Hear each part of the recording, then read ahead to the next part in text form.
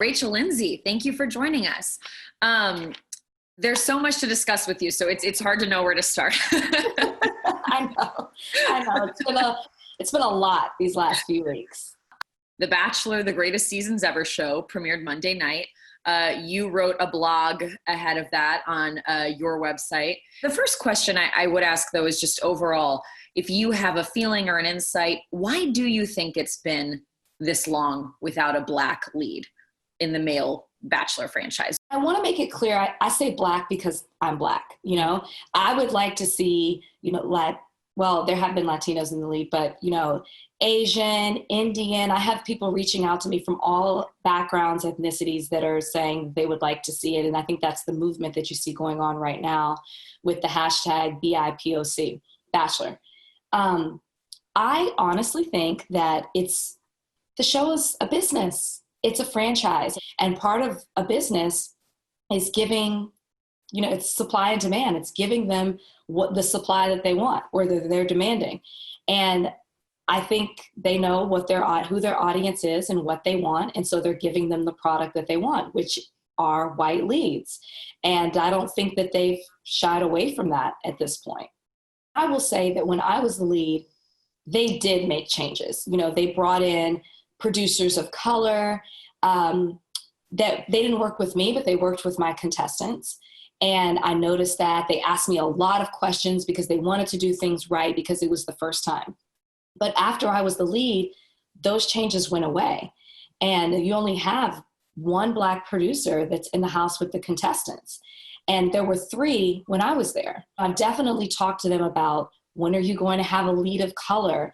That you have had several good candidates. I named them out in my blog post. CN, Tayshia, Mike Johnson. Before, your excuses used to be they don't make it far enough. You don't have, certain people trying out for the show. I've spoken to them about the lack of minorities that try out to the show. And now you're getting that. So now what's the issue? And I think it goes back to the business of it all. What's the response that you get when you say those things to the higher ups? That everybody wants diversity. It's just, it doesn't work out, is kind of the answer that I'm given. We all want this to happen. It's just, for one reason or another, it doesn't happen. We can't have the perfect Bachelor or Bachelorette. And in the past few seasons, they haven't been stellar, I guess that's the best word that I can use. And so I'm just not sure that what we're measuring it against as far as what makes a good lead, other than the fact that you want to give the audience what it is that they want, which are white leads. I mean, look, the Mike Johnson conversation, I think, is the one you hear from people the loudest. When I was watching Hannah's season, I was watching him and saying, Mike for Bachelor, this guy's great. And then the conversation started to change. And to be honest, I think it's hard because then when Peter's named, Peter is half Latino. And so you think, okay, well, this is something. But if you get specifically into those, why wasn't Mike Johnson the Bachelor? Did you ask that question? Did anybody have a good answer for you behind the scenes on that? No one had a good answer for me. And I would also like to clarify that Juan Pablo and Peter are Latino, but they're white Hispanic, right? Their race is white. We haven't had a person of color. We haven't had a Black lead. But I definitely asked. I was extremely vocal about Mike Johnson and how he checked all the boxes, and it doesn't make sense why he is not the lead. And even it seemed as if the audience wanted him. The audience was not into Peter. And that's my also argument about the show can make you fall in love with anyone. People weren't receptive to Hannah Brown. Then they loved her. She's the most popular by social media standards in regards to The Bachelorette. Peter, same thing. They didn't love him. Then they grew to love him, as he was molding into The Bachelor and throughout his season, well, at least in the beginning part. So I don't know why it wasn't Mike Johnson. I don't know why it wasn't CN. She's a Yale graduate, beautiful. Tayshia, stunning, made it to the top 3. Eric made it to the top 3 on my season. It all goes back to me to the same thing. You're just giving the audience what they're comfortable with. As a fan of the show, I don't want to believe that the only reason Mike Johnson wasn't the Bachelor was because of his race. It's like, I don't want to believe that either. I really don't. Is that what you believe right now? No, I don't believe that. I mean, maybe it was a factor, but I'm not going to say that because I don't know. They do all kinds of background checks and vet things out, and maybe they weren't. I have no idea what the reason was, but they have it. I'm told they have a reason, because I definitely was up in arms when I found out it wasn't going to be him.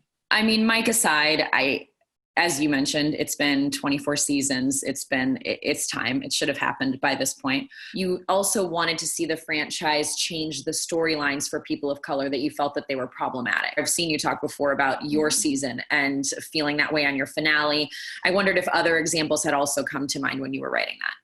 Yeah, I mean, I would say Jasmine during Nick's season was, the choking and like she just was very dramatic. I think it plays into a certain stereotype specifically when you don't have that many people of color on the show and you're highlighting them in a certain way.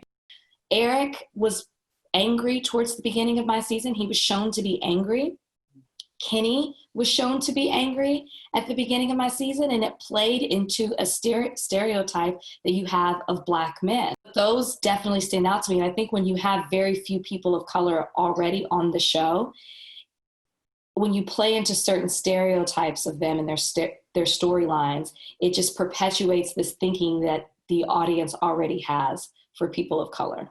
We were kind of brainstorming questions, and somebody from our online team said, did Claire's season give her any hope? Did the fact that there was a cry out for a better age group and then Claire was cast, did give Rachel any hope about change for the future? It's a totally different issue, but I wondered, did that give you any hope? Do you still want to see them fulfill Claire's season? And if so, does that mean hitting a certain number, making the cast a certain percentage diverse? Does it mean adding producers? What would you like to see them do? And is what they should do going with Claire's season next still?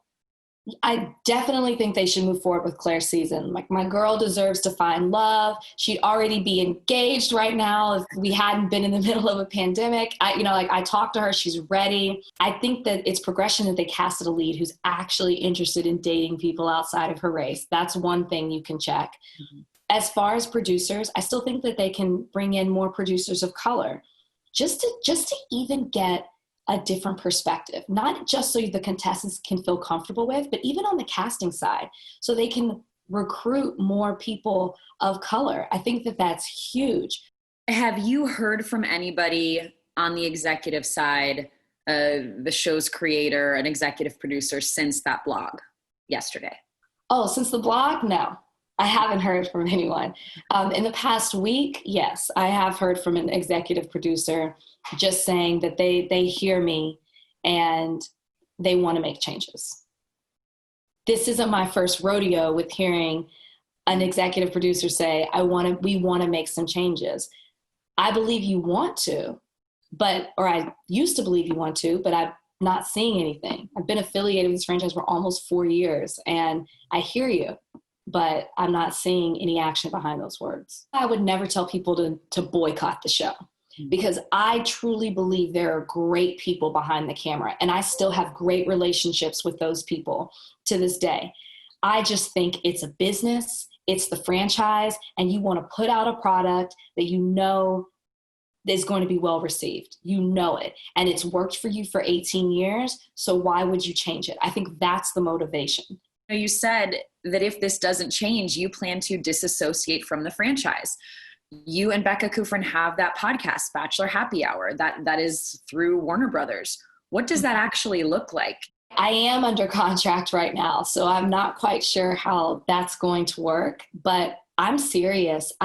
It's more of, when I say I'm stepping away, yes, I've said I'm stepping away because I'm embarrassed and I just don't want to be affiliated with, in these times right now, I feel like we all are self-reflecting on, have you been an ally what are you affiliated with that is part of the problem? Different, you're just looking within during these times. And as I look within, I look at my affiliation with the Bachelor franchise and what's wrong. And I did find it frustrating. I got a lot of negative feedback where there were those who maybe are new to following me that are saying, why are you just now saying something? Which is why in my article I laid out, I've always been extremely vocal, and it hasn't always been well received. Now we're living in different times, so it's received in a different way. But I don't want to be affiliated with a franchise who's not on the right side of this. Mm-hmm. At this point, you can't be neutral. You're either on the wrong side or the right side. And the franchise, to me, has been on the wrong side for 18 years, for 40 seasons. So are you going to step onto the right side at this point? And that's what I am trying to put the pressure on them to do, and hoping also that the audience will as well. I have talked to some producers, but I've said I was going to leave if they don't make changes. So it's conditional. So I'm waiting to see what changes are made. To date, they haven't made any type of statement, which baffles me. So many companies have made statements in regard to what's happening in our country. And I thought, oh, for sure we'll get it before the greatest seasons air. And we haven't. But I feel like it's coming. So I'm trying to be patient and wait and give them an opportunity to respond and see how they respond. And then I'll make my decision after that. I agree with you. I've been baffled as well that there hasn't been a network or show or company statement in some way. I was wondering, have you told them, I need to see these specific things happen for me to stay? I mean, definitely we need to see a lead of color in the role for season 25. I said that last year after Mike Johnson was not cast. I don't think I'm still over that. And so as much as I like Peter, he's a delight, I still don't think I'm over Mike Johnson not being picked as the Bachelor, but I didn't lay it out that way. Garrett was someone who came under fire for the content that he'd liked on social media. Have you and Becca had that conversation again with all of this happening? Yes. Becca and I podcasted. It came out Tuesday morning, and we discussed his recent post, and I was very honest with her. I said, Becca, I never publicly spoke about his problematic social media behavior out of respect for you. I really like Becca. We have a relationship and I care about her. But seeing what he did with the Thin Blue Line post, which basically is Blue Lives Matter, I was very vocal with her about how that made me feel, about how, fool me once, shame on you, fool me twice, shame on me. This is who I feel he is. And it's upsetting to me because I've been around him and I've spent time with him and I've really grown to like him. But it's like 15 steps back after what I just saw with this post. And even more so, he's doubled down on the way that he feels. And I just told her, for me, this is just a person who's not willing to unlearn the way that he has grown up, the society that he has lived in, and because he hasn't really been around people of color, which she admitted to. And we go into detail about it on the podcast, but that is one of the things that is frustrating to me as well, because this is now the second incident that we know of where he's done something like this, or he's shown his hand. How do you just feel emotionally at this point about being a voice for change to someone who you're employed by, and having to navigate this complicated, in some ways empowering, in some ways volatile time? It is a lot, and it's overwhelming, and it's heavy. I mean, I even took a break. I had just podcasted with Becca about the whole Garrett situation. It was just a lot. And so I really am big on meditation and journaling and taking time for myself. And so I've done that so that I can regroup and move forward, because I feel like I'm not doing this for me at this point. I've gotten all I can out of the franchise, right? I've become the Bachelorette. I've gotten married. There's really nowhere else for me to go unless they try to make me a producer, which I wouldn't do. Would you do that? No. A consultant, I totally would be, because I would be doing it for other people to have a good experience, because I overall had a good experience as the Bachelorette. I'm thinking of Peter's season because even though it was Peter as Bachelor, I remember when that season came out, there were headlines or there was talk about, oh, but this cast does look fairly diverse. This cast maybe looks better than it has in the past. Are there any initiatives behind the scenes for, we will be trying to make this cast more diverse, we will be doing these things, or has it never been something you've heard talked about? That's what I've heard the most. We're trying to make the cast more diverse. We're trying to make that is the one thing out of everything that I've heard them say. And you have seen it more diverse. And it's great for that first picture, that first night when everyone's standing in the mansion and you can see all the different races and ethnicities represented in that one picture. But if you don't cast a lead who is genuinely into dating outside of their race and open to a new experience and has done it before, then by the time you get to the second half of the season, it looks nothing like that picture.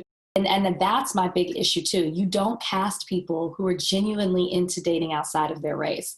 That's a question that they ask you during casting. Are you open to dating? What's your type? What do you like? Are you open to dating outside of your race? Everybody says yes. Who would say no? I don't know the casting process and the questions you guys are asked. Is it that questions need to be asked like, have you dated people outside of your race? And does that question need to be given more weight? I think it does. Because if I remember correctly, it was, are you interested in, would you be open to dating someone outside of your race? As if it's a new experience, like being the Bachelor or the Bachelorette.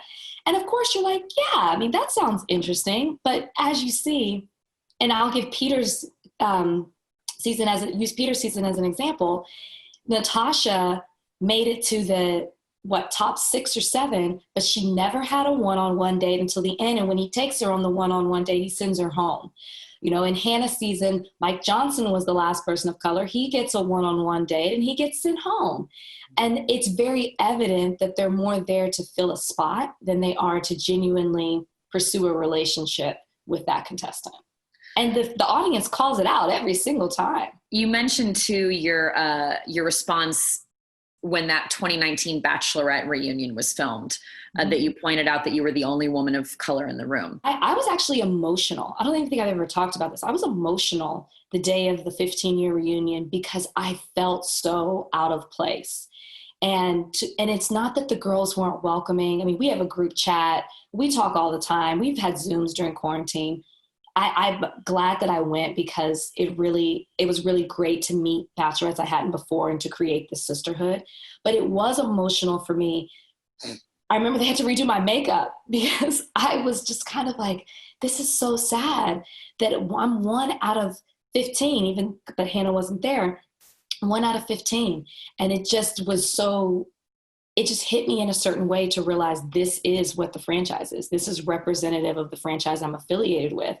And I don't know of any changes being made to try to change this.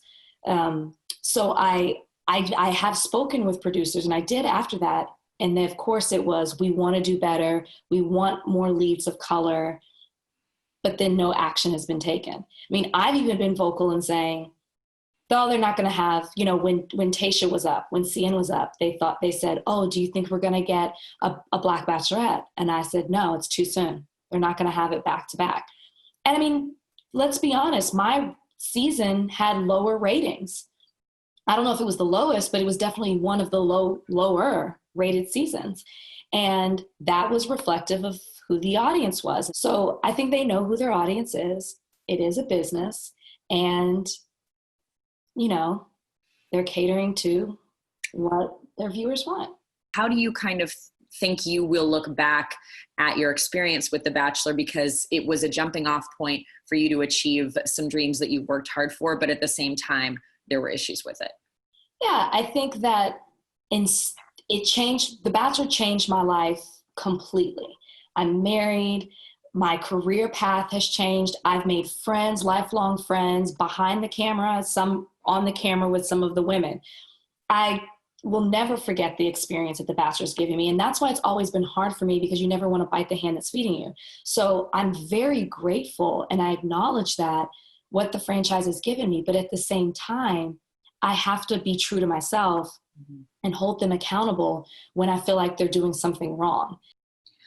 So from here, how critical are these next few days, and what do they look like? I am expecting something in the next week, but it'll be at least a couple of months before we hear anything about a lead of color being announced. Mm-hmm. So I'm waiting to see what internal changes are made. At this point, what I'm doing is for people who look like me, for people of different backgrounds, ethnicities. I feel like I'm fighting this fight for them and their place on the show. And I'm very big on, if you have a platform, you should use it. I hate the term influencer, but if I'm going to be labeled as an influencer, let me influence things in the right direction and in the right way. Let me not just be selling things and posting pretty pictures. You're giving your platform for a purpose and for a reason. And I want to use mine in the right way. So that's why, as exhausted as I may be at times, I mean, I look totally tired right now. Even the lashes aren't helping. As exhausted as I feel, I have to remember the reason behind it. Thank you so much for taking the time to do this. And you do not look as tired as you think. I was literally thinking you're glowing. Thanks for having me.